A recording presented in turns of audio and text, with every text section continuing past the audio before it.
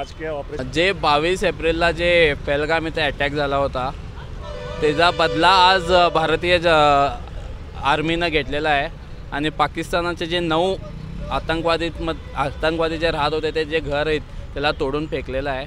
तर ह्या संदर्भात मी भारतीय आर्मीचं धन्यवाद करतो व पंतप्रधान नरेंद्र मोदी यांचंही धन्यवाद करतो व जे नाव सिंदूर म्हणून जे नाव ठेवलेलं आहे ते जे आपल्या माता बहिणीचं ते सिंदूर त्या आतंकवादी हमल्यामध्ये गेलं होतं त्याचा बदला म्हणून आज आम्ही घेतलेला आहोत। तर सर्व भारतीय आर्मीचं मी धन्यवाद करतो व आज एक भारतासाठी प्राऊड मोमेंट आहे हे सांगतो।